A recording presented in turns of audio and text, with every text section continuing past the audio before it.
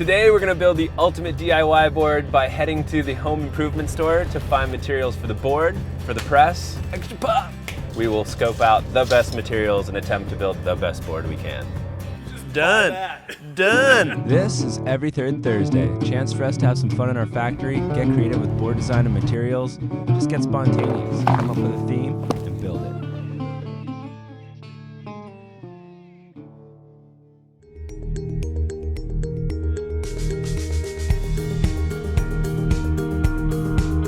T-nuts from your local hardware store.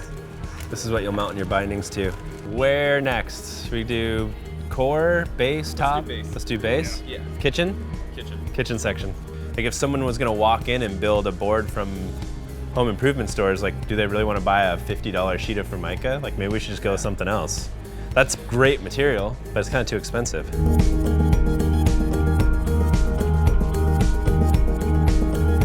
Oh, what is this? Protect walls from moisture and abuse. Well, that could be kind of good too. I've got some Polywall, $20 for a huge sheet. Looks like we could have a base out of this stuff. On to some kind of fiberglass. So we could either go with a denser wood that's more expensive, or we could just use fencing. The ongoing debate is materials versus cost. Do we want to keep it as inexpensive as possible and use something that may not work as good as maybe something that's more expensive? I think we need to keep it inexpensive because this is just a fun project. I've got a 2-part epoxy finish for tables. And that was $20. Think that'll work to hold the whole board together? I don't know. Top sheet's easy, we just like pick something. And it's ribbed shelf liner. We're talking about making a press out of 2x4s and whatever. Styrofoam. And styrofoam. Yeah. This is the start. Feels like we have a lot of stuff. We just finished shopping. We think we have all the materials we need to build a press and a snowboard. Let's go back and get to work.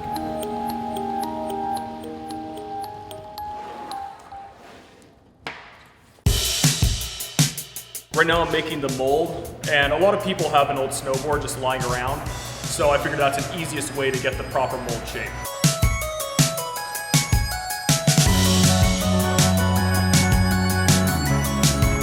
Right now we're clamping all the boards together, glue in the middle of it, hold it together so it's a solid piece. This is where the base is going to press against, so you want to make this as smooth as possible.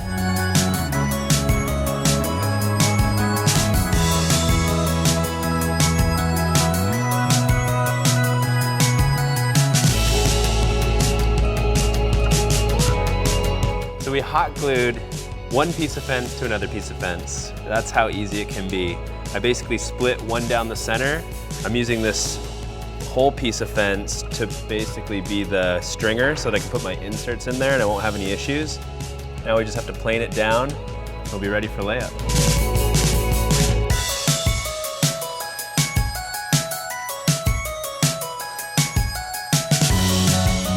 Build your own snowboard so you know what goes into it. Like have some fun with it. Try some new shapes, play with some materials.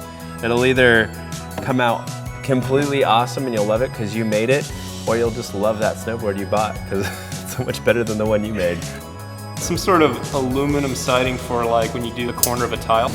Put a bunch of notches in it so it bends a little easier. Clamping the edges in place, and we'll super glue it right when it's held where we want it. Time for layup. I've got the glaze coat here. 2-part resin. Says great for bars, tabletops, frames, and many other projects. I hope that project is snowboarding, because that's what we need.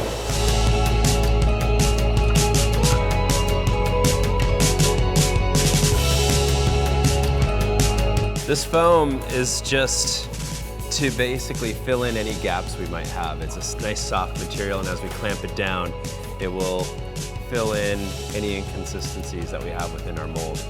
Now it's time to let it sit for the night, and tomorrow we'll see what we have. We don't know if the board turned out, but we're about to find out.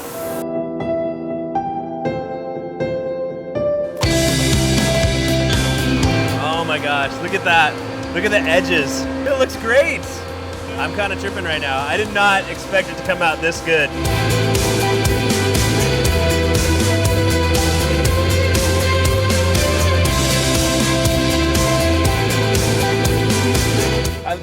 checking out this graphic. It's perfect. Greg killed it.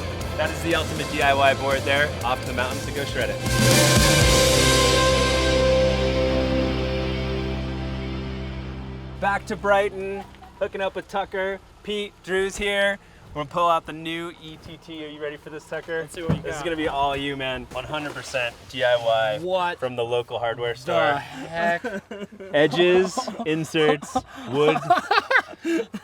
We made the press from basically Stuff you got at Home Depot? Yes. Ooh, nice. Wow. That base is from like the kitchen department. It's a shower wall. Shower Holy wall. crap. Jeez. And so the core is fence post, Wow. and I think the entire board and press cost just over $100.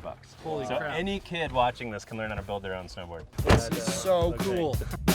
All bites and scratches, battered hatches, down and out, and down the spout in a spider land. I met a girl, and my surprise said I'm damaged good. She said so am I, so Board might be faster than my normal board right now in these current conditions. Like seriously. I'm not sure where she found strength to carry the things that would bleed us dry, seem to multiply.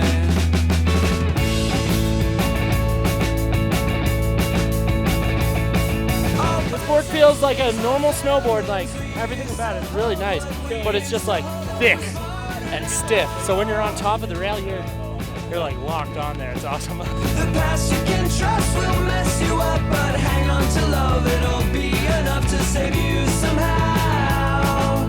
You somehow. If drowned, I'll be renewed. For do-it-yourself board, it's riding like an extremely well-made, professional-made snowboard, which is really, really fun.